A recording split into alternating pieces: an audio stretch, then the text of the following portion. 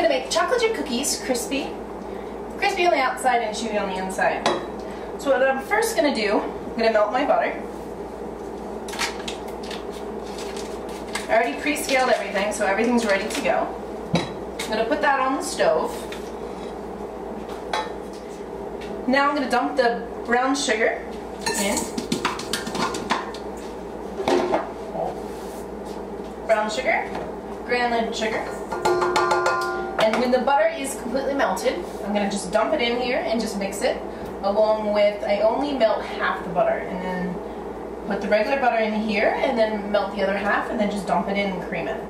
So this recipe calls for 1 egg and then a yolk. So I'm just going to crack the egg, put it in.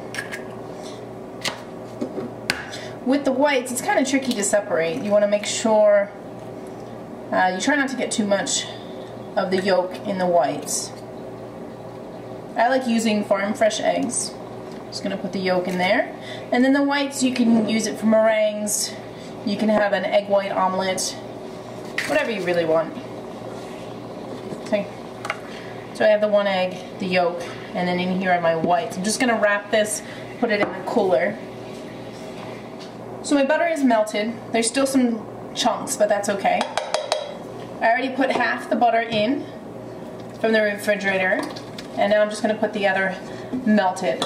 I noticed if you don't melt the butter, then it's crispy.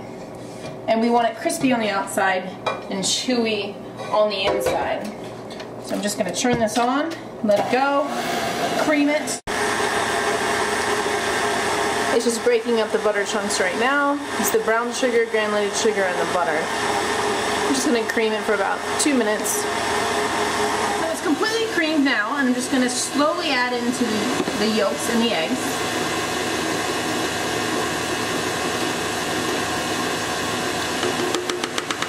There we are. Just going to crank up the speed, give it a scrape, and then I'll show you guys in just 2 seconds. So I'm just turning it off. I'm going to give it a nice scrape.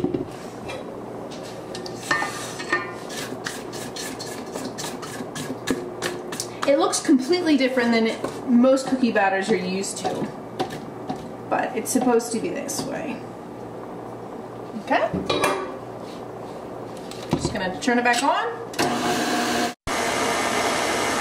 Okay, so it's creamed for about 2 minutes. I'm just going to turn it off and add my dry ingredients. So I scaled out the baking soda in here and the salt. Just sprinkle it in. Give it a swirl. I already sifted the flour, and I'm just going to add it in. 2 increments. Now I'm just going to turn it back on. I always start off at slow speed and then increase it because you don't want it to go everywhere. Just going. Just turn it off, lift it back up, and add the rest. Lock it in place and turn it on. And I'll show you guys. You don't want to mix it too long because we still need to add the chocolate. So that's my chocolate. I like to use dark couverture, which basically means that it has less sugar in it. I used 60%, which means 60% is from cacao mass, and then the rest is additional other ingredients like sugar, vanilla, lecithin. So now I'm just going to add my chocolate. Dump it in. Dump in the rest of it. I use 10 ounces. And I always like to check. Some people say not to eat raw eggs, but I haven't died yet. And I always eat them. Mix it in. Oh, and by the way, I added the vanilla extract in with the eggs, and I just added it straight up. There's our mix. It's all done.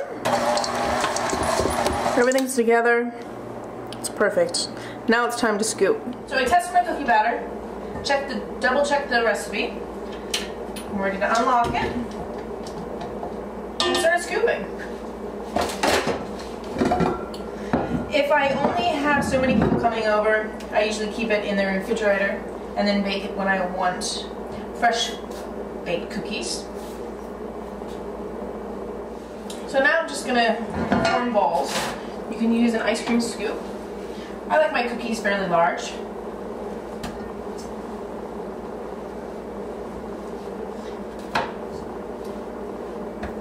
Okay, so make balls, and then I just press them down, trying to keep them nice and round.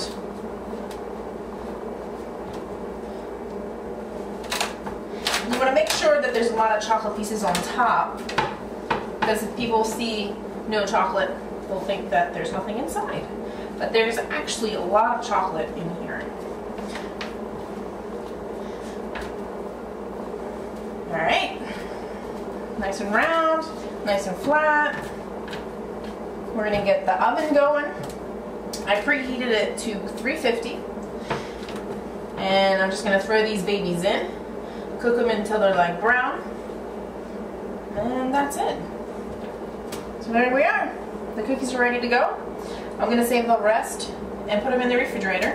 I always shape them into balls, keep them in the refrigerator, pull them out, let them sit out for about 20 minutes, and then throw them in the oven.